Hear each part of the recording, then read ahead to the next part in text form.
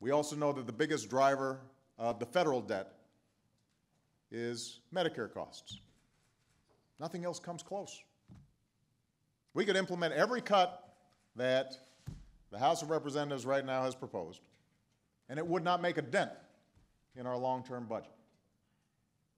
Wouldn't make a dent in our long-term deficits because of health care costs. We know it's one of the biggest strains in your state budgets, Medicaid. And for years, politicians of both parties promised one thing: real reform. Everybody talked about it. Well, we decided to finally do something about it.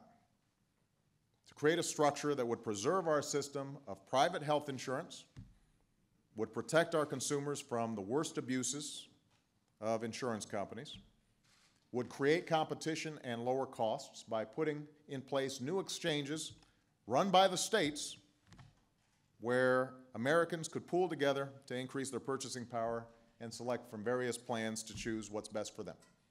The same way that members of Congress do, the same way that those who are lucky enough to work for big employers do. And the fact is that the Affordable Care Act has done more to rein in rising costs, make sure everyone can buy insurance, and attack the federal deficit than we've seen in years. And that's not just my opinion, that's the opinion of the Congressional Budget Office.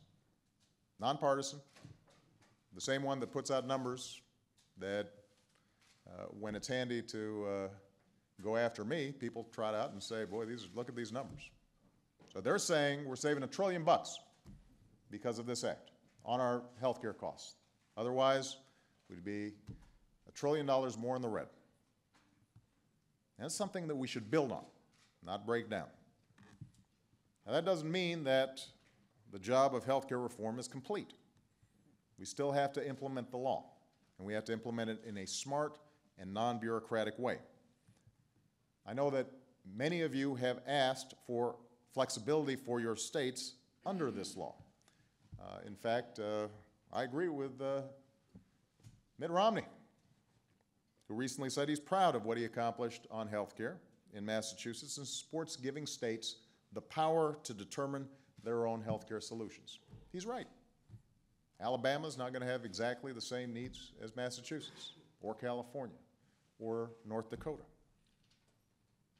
We believe in that flexibility. So right now, under the law, under the Affordable Care Act, Massachusetts and Utah already operate exchanges of their own that are very different. Operate them in their own way, and we made sure that the law allowed that. The same applies for other requests, like choosing benefit rules that meet the needs of your citizens, or allowing for consumer-driven plans and health savings accounts. And this recognition that states need flexibility to tailor their approach to their unique needs is why part of the law says that beginning in 2017, if you can come up with a better system for your state to provide coverage of the same quality and affordability as the Affordable Care Act, you can take that route instead. This portion of the law has not been remarked on much.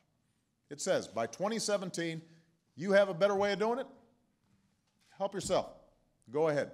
Take that route.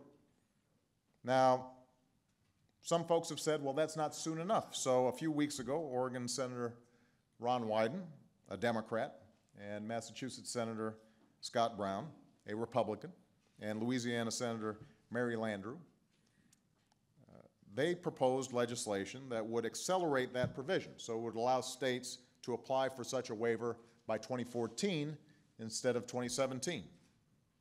I think that's a reasonable proposal. I support it. It will give you flexibility more quickly while still guaranteeing the American people reform. If your state can create a plan that covers as many people as affordably and comprehensively as the Affordable Care Act does, without increasing the deficit, you can implement that plan, and we'll work with you to do it. I've said before, I don't believe that any single party has a monopoly on good ideas, and I will go to bat for whatever works, no matter who or where it comes from. I also share your concern about Medicaid costs. I know this has been a topic of significant conversation over the last couple of days. We know that over half of all Medicaid costs come from just 5% of enrollees, many of whom are what's called dual eligibles, seniors in Medicaid.